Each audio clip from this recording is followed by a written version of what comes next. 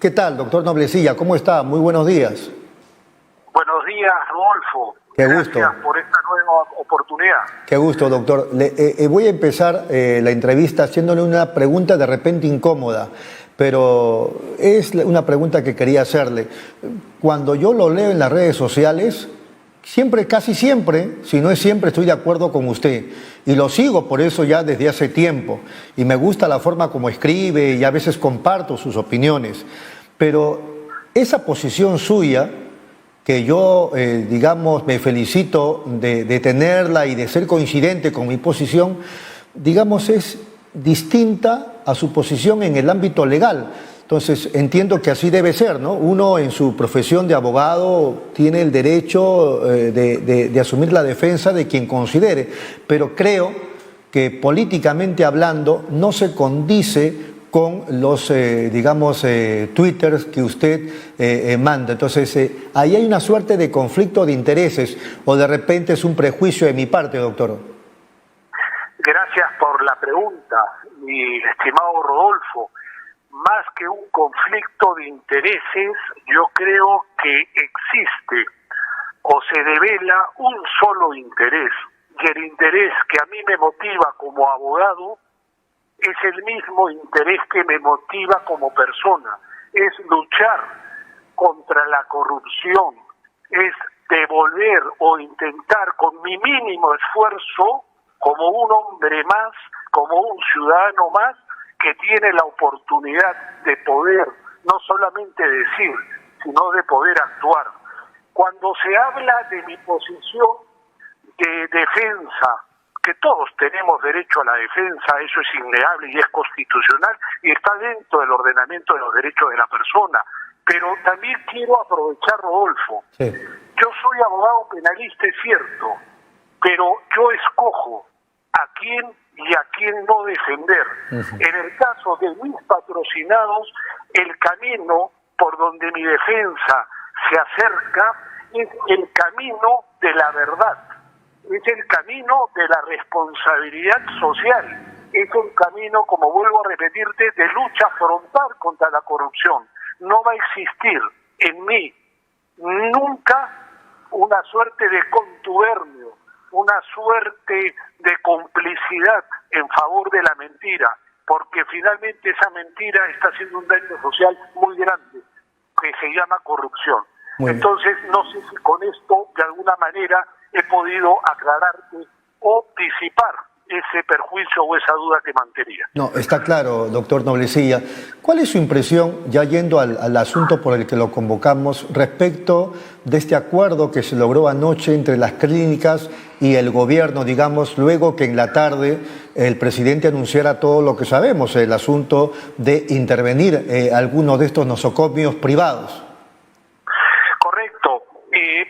Yo considero, Rodolfo, que fue un jaque político por parte del gobierno hacia esta asociación o a estas clínicas. Un jaque que ha tardado mucho, un jaque que pudo haberse realizado en los primeros tiempos de esta pandemia. ¿Por qué?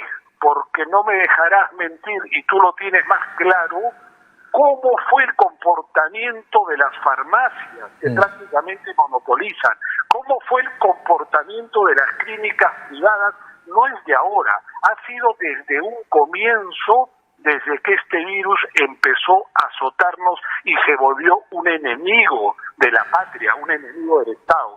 Pero bueno, no vamos a llorar sobre leche derramada, aunque nos ha costado muchos muertos y mucho sufrimiento llegar a este acuerdo. Un acuerdo que también tenemos que ser sinceros, Rodolfo. Si no se hubiese puesto en jaque, no se hubiese sentado la clínica privada a negociar. Es decir, esa voluntad, no sé si agradecérsela a la clínica o agradecerle desde luego a la posibilidad del gobierno de que pudo un poco sacudirse de sus complejos y poner las cosas en el lugar que tienen y merecen estarlo.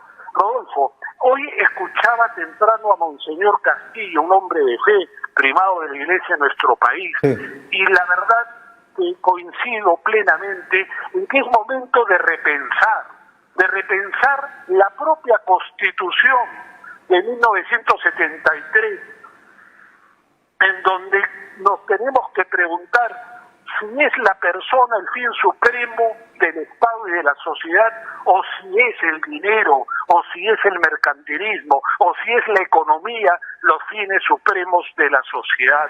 Hoy, con no desilusión, porque es fácil leer, hay muchos que se rasgaron las vestiduras por la Constitución del 93, una Constitución que nació, y sabemos cómo nació y por qué nació, pero me causa, no impresión, pero sí bastante desazón de estas personas que fueron escuderos de esa Constitución y hasta ayer estaban criticando la posibilidad del Estado de hacer uso de la misma, ¿no? Sí. Así es verdad. Sin embargo, el acuerdo de anoche deja algunos vacíos, porque, a ver si me pagan el interno, por favor, y uno de esos vacíos es el hecho de que, doctor Noblecilla, ¿qué pasa si una persona que se siente ya muy mal con esto del COVID-19 no tiene el tiempo de ir al hospital, sino va de frente a la clínica? ¿Qué pasa en ese caso? Porque se supone que el hospital, ya sea de salud o el MINSA, tiene que referir al paciente.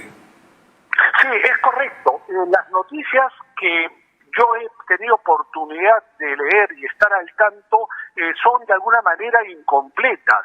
Lo que se da por enterado a la población es que hay un acuerdo incluso de una tarifa económica plana, pero lo que tú adviertes, Rodolfo, no solamente debe ser explicado, sino asumido con la misma energía que el señor Vizcarra, nuestro presidente, invocó la posibilidad del artículo 70, pues no debe cejar de ninguna manera en esta lucha que aún continúa hasta cerrar por completo cómo funcionarán este tipo de protocolo o acuerdo entre el sector privado, ¿verdad?, y el Estado, ¿no? Eso es realmente importante y me parece muy necesario que se pueda no solo explicar, sino totalmente aterrizar, ¿no? Claro, y el otro tema, y seguramente hay otros, el otro tema es esa gente que está pagándole o que ya le pagó a la clínica montos abusivos. ¿Qué pasa con esas personas?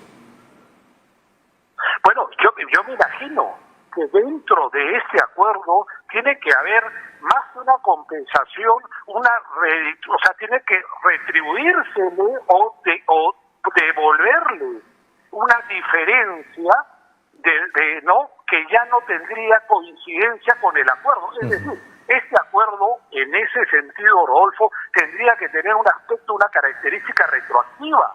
¿Por qué? Porque pues no sería para nada justo y no sería del tono con que se quiere el diálogo y se quiere la finalización de esta negociación, que estas familias, en su mayoría, por no decir todas, humildes, se queden o sigan empeñados económicamente por salvar la salud de un familiar o de un ser humano, ¿no? Muy bien, clarísimo, doctor Noblecilla. Ha sido muy amable. Muchísimas gracias.